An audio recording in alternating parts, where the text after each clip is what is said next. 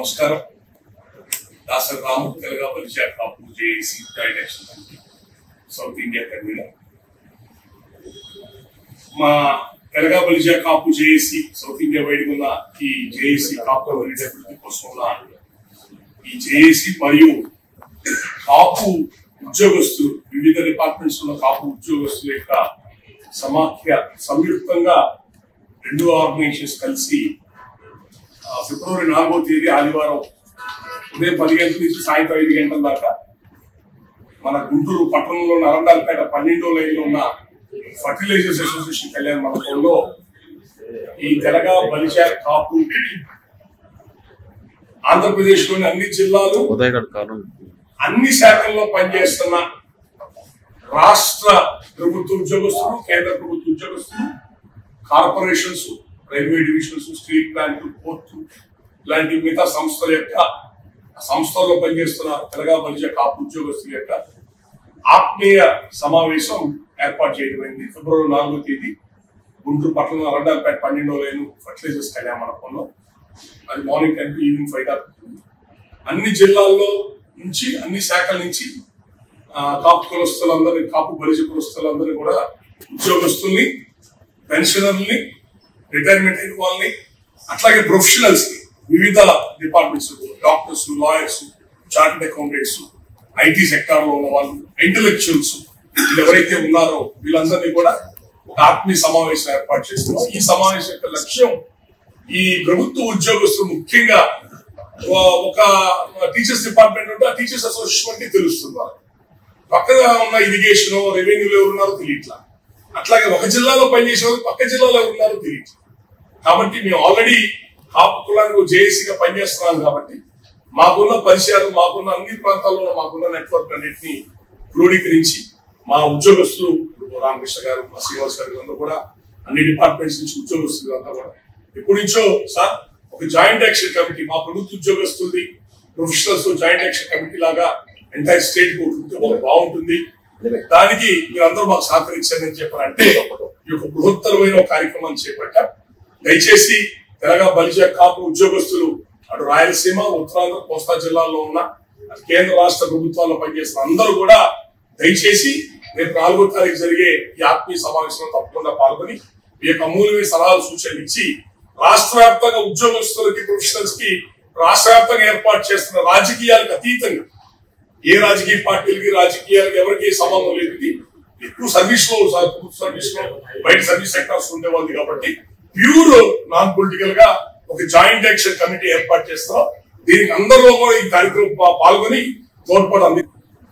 రాష్ట్ర వ్యాప్తంగా మా కాపు కమ్యూనిటీ జనాభా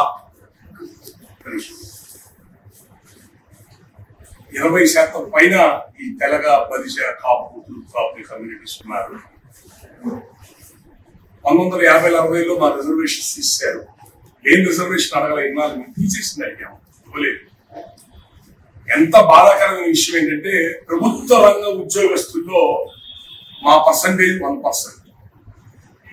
భారతదేశంలో ఇంతకంటే అన్యాయం ఉంటుందా, ఇంతకంటే దుర్మార్గం, పాపం ఉంటుందా?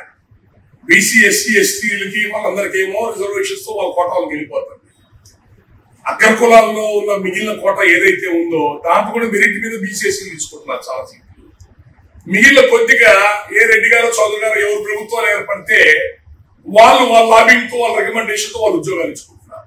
చివరికి మా కాపుల పరిస్థితి ఏమైపోయిందంటే రాష్ట్ర ఉద్యోగస్తుల్లో, ప్రభుత్వ ఉద్యోగస్తుల్లో మా రికార్డు తీస్తే బిలో 1%.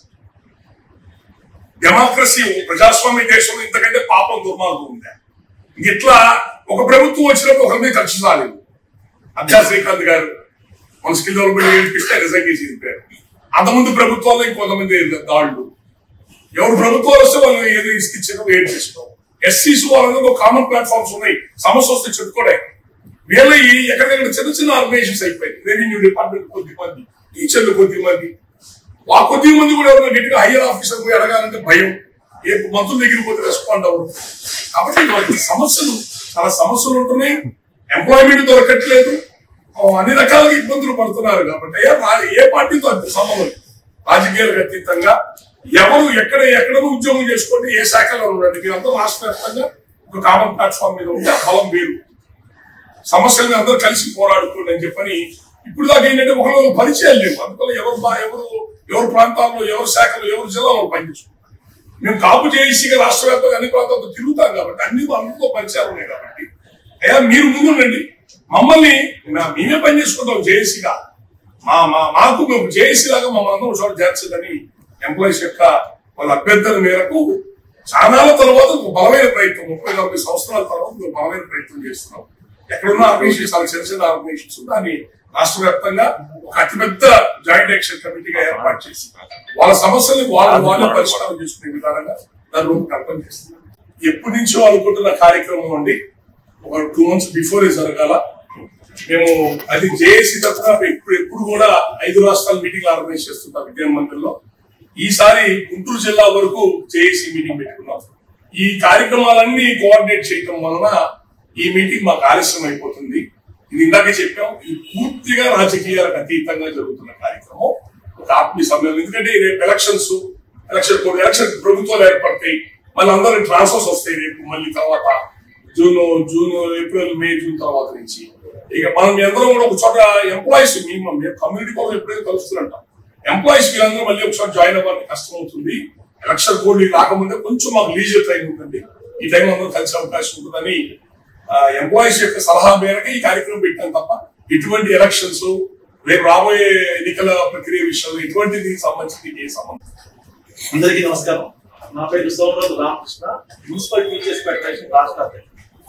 రాష్ట్రంలో వివిధ డిపార్ట్మెంట్ లో ఉన్న కాపు, తెలగ, బలిజ ఉద్యోగస్తులకు ఒక సమన్వయం చేసుకుని సర్వీస్ విషయాల్లో ఏదైనా ఇబ్బంది కలిగినప్పుడు అందరూ ఏకతాటి మీద ఐక్యంగా దీన్ని సాధించుకోవాలనే ఉద్దేశంతో రాష్ట్రంలో వాళ్ళ యొక్క సంక్షేమం కోసం, కాపు ఉద్యోగుల సంక్షేమం కోసం, టీచర్లు, పెన్షనర్స్ అందరికి సంబంధించిన విషయాల్లో మనం చేయుతుగా అందరు కలిసిమెలిసి చేయటం వల్ల మంచి ఫలితాలు వస్తాయనే ఆశతో రాష్ట్రంలో అందరినీ ఏకతాటి మీద తీసుకొచ్చి జేఏసీ ఏర్పాటు చేయాలనే ఈ సంకల్పం ద్వారా ముందుకెళ్తున్నాం. కాబట్టి రాష్ట్రంలో అన్ని శాఖల్లో 110 శాఖల్లో ఉన్న కాపు, తెలగ, బలిజ కులస్తులందరూ కూడా ఈ మీటింగ్కి రావాలని, సంఘటన కావాల్సిన సమయం ఆసన్నమైందని మీ అందరి ద్వారా తెలియజేస్తూ థ్యాంక్ యూ. రాష్ట్రంలో గత 5 సంవత్సరాలుగా ఉద్యోగుల మీద చాలా దమనకాండ జరుగుతుందని చెప్పడంలో ఏమాత్రం అతిశక్తి కాదు. ఇది తట్టుకోవడానికైనా సరే రాష్ట్రంలో ఉన్న కాపు, బలిజ ఉద్యోగులు, టీచర్లు అందరూ కూడా ఏకదాటి మీద ఒకే మాట మీద నిలబడకపోతే మనకు అత్యత్వం కలిగిద్ది అనేది మాత్రం వాస్తవం. దీని సందర్భంగా రాష్ట్రంలో ఉన్న ప్రతి కాపు, ఉద్యోగ, టీచర్లు అందరూ కూడా ఒకే మాట మీద, ఒకే బాట మీద నిలబడి మన ప్రజాస్వామ్యంగా మనకు రావాల్సిన మన హక్కులు, మన బాధ్యతలు మనం నిర్వర్తించి ప్రజలందరినీ కూడా మంచిగా చూడడానికి, చేయడానికి మన వంతు సహకారంగా జేఏసీ పక్షాన అందరూ సంక్షేమమే మా సంక్షేమంగా అనుకొని చేయాల్సిన రోజులు వచ్చినాయి. ఆ దృక్పథంతో ముందుకెళ్ళాలని జేఏసీ విధి విధానాలు కూడా ఆ చర్చలో కార్యక్రమంలో జరిగిన మీటింగ్ లో నిర్ణయాలు తీసుకోవడం జరిగింది. ఇది ఎవరికి వ్యతిరేకం కాదు, ఎవరికి ఫేవర్ కూడా కాదని మరొకసారి స్పష్టంగా తెలియదు. ముందుగా అందరికి నమస్కారం అండి. నా పేరు మగతాల శ్రీనివాసరావు, టాప్ టీచర్స్ అసోసియేషన్ కి గుంటూరు జిల్లా అధ్యక్షుడిగా ఉన్నాను.